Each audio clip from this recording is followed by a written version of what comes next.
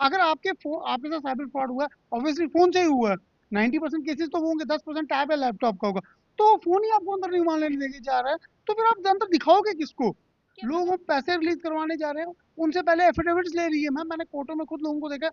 Police लोगों को ये कह रही है, साइबर पुलिस कह रही है, आप एफिडेविट लिख के दो कि आप इसमें एफआईआर लगाने के लिए ना हमें अप्रोच करोगे, ना आप कोर्ट में जाओगे। मैंने लोगों को आंकड़े 2966 में से सिर्फ 95 कंप्लेंट्स एफआईआर में तब्दील हुई है मैम। कोई इन्फ्लुएंशियल आदमी हो, पुलिस का बड़ा आदमी हो, कोई मिनिस्ट्रियल पोस्ट पे हो, उनके लिए पुलिस के जत्थे भी बनते हैं, टीम्स कंस्टिट्यूट होती है, देश के विभिन्न भागों में भी जाते हैं और पकड़ा भी जाता है, मगर आम आदमी की वहां कोई सुनवाई नहीं। और मैं फ्री सर्विस देने को तैयार हूँ साइबर विक्टिम्स को मैम।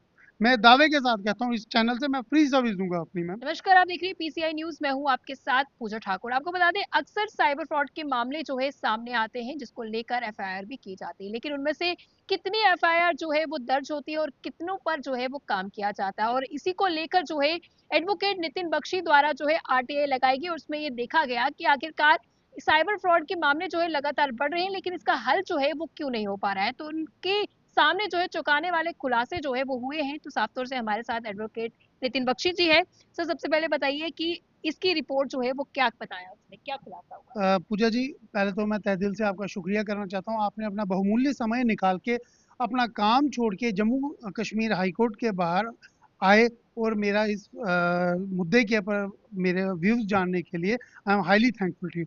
उसके बाद मैम बात पे आते हैं कि मैम क्राइम ब्रांच जम्मू के मैम एक सीआईसी इनका एक पुलिस स्टेशन है जो कि स्थित है छन्नी में। तो उसके अंदर मैम सीआईसी जो है वो उसका काम है साइबर फ्रॉड्स के साथ डील करना मैम। मैम, जब हम लोगों को यहाँ देखते हैं कोर्टों में रोज़ाना रिलीज के लिए, कोई एफआईआर लगवाने के लिए अलग अलग सिलसिलों में आ रहे हो, जब से डिजिटल इंडिया का कंसेप्ट सरकार लेके आई है, तो डिजिटल इंडिया के साथ साथ मैम साइबर फ्रॉड्स ने भी बहुत तेज़ी से अपनी एक पकड़ बना ली। तो इनोसेंट लोग इसके ट्रैप में आ रहे हैं और उनका पैसा जा रहा है। मगर पुलिस का इस मामले के ऊपर जो मतलब रिड्रेसल है, वो बहुत ही ज़्यादा पुअर है पूजा मैम, जो मुझे बड़ा मतलब दुख के साथ कहना पड़ रहा है। तो इसी सिलसिले में मैम मैंने सीआईसी क्राइम ब्रांच पे एक आरटीआई लगाई। तो उसके बारे में सबसे पहला मेरा जो सवाल था मैम कि सीआईसी क्राइम ब्रांच कब एस्टेब्लिश हुआ जम्मू कश्मीर में, तो जिसका जवाब वो मुझे देते हैं 9/5/2022 को। लगभग मतलब 4 साल, लगभग 4 साल। ये जो आरटीआई मैम, मैंने ये सवाल कुछ पूछे थे और इसका मुझे अ, थोड़े दिन पहले ही इसका रिप्लाई मुझे मिला है। वो रिप्लाई भी मैं आपके माध्यम से दिखाना चाहूँगा। इसका रिप्लाई भी आप दिखाएं एक बारी हमारी जनता को, हमारे सर प्लीज़। नितिन जी, मुझे बताइए कि इतने साइबर फ्रॉड के मामले जो है बिल्कुल, लगातार आते हैं, जम्मू कश्मीर की बात की जाए पूरे देश भर से आते हैं, बिल्कुल लेकिन मैम। इस पर कार्रवाई क्यों नहीं की जाती? क्या ये पुलिस की खामियां मानते हैं सर? मैम, मेरी बात सुनो मैम, मैं बिल्कुल स्पष्ट शब्दों में पूजा मैम आपको ये कहूँगा कि सीआईसी जम्मू में 2022 से अभी तक 2966 कंप्लेंट्स, 2966 कंप्लेंट्स उनको वेरियस मोड से रिसीव हुई है, चाहे वो ऑनलाइन हो, ऑफलाइन हो। उनमें से मैम 76 कंप्लेंट जो हैं, ओनली 76 वो एफआईआर में तब्दील हुई है, और 19 कंप्लेंट बाकी ब्रांचेस से आके उनके ऐसा, ये टोटल है 95। चौंकाने वाले आंकड़े हैं, 2966 में से सिर्फ 95 कंप्लेंट्स एफआईआर में तब्दील हुई है मैम। और उन एफआईआर में से मैम सिर्फ 12 केस और 2 प्रिलिमिनरी चार्जशीट अदालत के पास पहुंची है, ऑनरेबल हाई सीजीएम जम्मू के पास। और उनमें से मैम 16 में क्लोजर रिपोर्ट फाइल हो चुका है।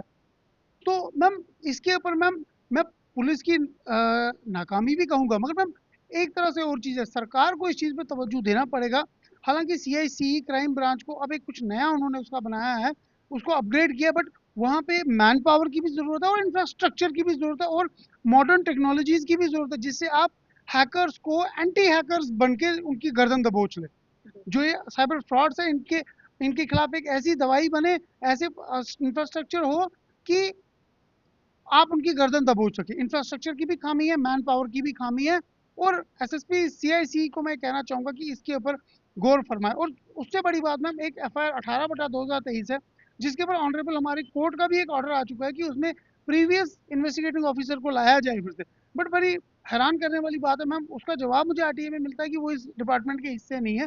मगर अगर उनकी इफेक्टिव इन्वेस्टिगेशन है, तो डिपार्टमेंट पेरेंट डिपार्टमेंट को चिट्ठी लिख के उसको वापस ला सकते हैं। यहाँ पे मैं कहूँगा कि मैम डिपार्टमेंट की लटर मस्ती कह लो आप।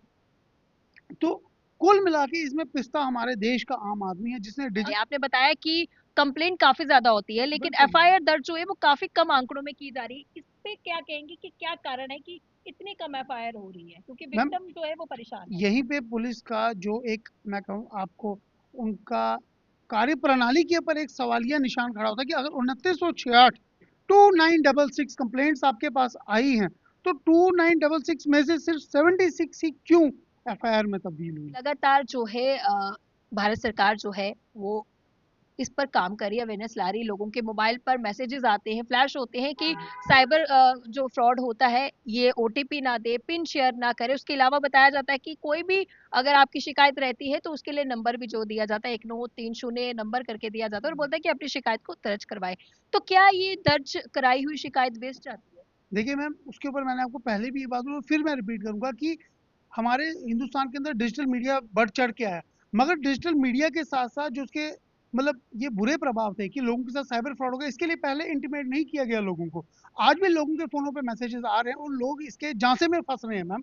मगर मैकेनिज्म जो है बहुत पुअर है, इंफ्रास्ट्रक्चर उससे भी ज्यादा पुअर है मैम। गवर्नमेंट सिर्फ डिजिटल इंडिया को आगे बढ़ा रही है, मगर जो इसके वजह से लोग शिकार हो रहे हैं मैम, पुलिस उसके लिए कुछ नहीं कर रही, निज़ाम उसके लिए कुछ नहीं कर रहा। और हमारी पुलिस मैम इस टाइम, जनाब, आपकी पुलिस जम्मू कश्मीर पुलिस इस टाइम होम मिनिस्टर के अंडर है मैम। डायरेक्ट आप होम मिनिस्टर के अंडर हो, लॉ एंड ऑर्डर उनके हाथ में, पुलिस उनके हाथ में। उनके हाथ में होने के बाद भी ऐसी व्यवस्था है तो ये काफी मतलब निंदनीय बात है मैम। लोग नंबर तो दिए जा रहे हैं, ऐसा करिए, सब कुछ हवा में मैम, ऊंची दुकान फीके पकवान, सब कुछ हवा में है मैम। आप कहोगे मैकेनिज्म है, इस नंबर पे करो, आपके एफएम पे आ रहे हैं मैसेज, आपके फेसबुक पे आ रहे हैं, व्हाट्सएप पे आ रहे हैं, हर जगह आ रहे क्या हैं, कहेंगे मगर वो यूजलेस जनाब है? वो सब कुछ यूजलेस है मैम। लोगों को निजात नहीं मिल रहा साइबर फ्रॉड से, लोगों को कोई रिड्रेसल नहीं मिल रहा। लोग पैसे रिलीज करवाने जा रहे हैं, उनसे पहले एफिडेविट्स ले रही है मैम। मैंने कोर्टों में खुद लोगों को देखा, पुलिस लोगों को ये कह रही है, साइबर पुलिस कह रही है आप एफिडेविट लिख के दो कि आप इसमें एफआईआर लगाने के लिए ना हमें अप्रोच करोगे ना आप कोर्ट में जाओगे। मैंने लोगों को यहाँ एफिडेविट बनाते देखा है मैम। मैं एक प्रैक्टाइजिंग लॉयर हूँ, पिछले 10-11 साल से काम कर रहा हूँ, मैंने उन लोगों को देखा हुआ है। ऐसा सिस्टम क्यों मैम? अगर जिसके साथ क्राइम हुआ है, कॉग्निजेबल ऑफेंस है, सुप्रीम कोर्ट कहती है, हमारा कानून कहता है, तो पर्चा उसमें लगना ही लगना चाहिए। आप एफआईआर क्यों नहीं लगा रहे हो? आंकड़े इतने पोर क्यों है मैम? तो लोगों को ऐसे में क्या करना चाहिए? कंप्लेंट के लिए भी कहा जाता है, लोग जो विक्टिम्स है वो क्या कदम जो है बिल्कुल, उठाएं? देखिए मैम, देश की जो एडमिनिस्ट्रेटिव कार्य प्रणाली है बहुत ही पुअर है मैम। पुलिस अपना काम सही तरीके से नहीं करे, लॉ एंड ऑर्डर यहाँ मतलब वो एक ऐसा घोड़ा है जो मर चुका है मैम। अब मैम इसके अंदर लोगों के पास ये अथॉरिटी, आपके चैनल से मैं पब्लिक एट लार्ज को बोलना चाहता हूँ, अगर आपके पर्चे नहीं लगते, मैं कोर्ट से उनकी एफआईआर लगवा सकता हूँ। मैं अपने लेवल पे एक being a common man and a law knowing and a practising advocate, मैं अपनी तरफ से ये सर्विस देने को तैयार हूँ मैम। और एक और बात मैं ये कहूंगा, मैं प्रो बोनो भी दे दूंगा मैम, मैं फ्री सर्विस देने को तैयार हूँ साइबर विक्टिम्स को मैम। मैं दावे के साथ कहता हूँ इस चैनल से मैं फ्री सर्विस दूंगा अपनी मैम।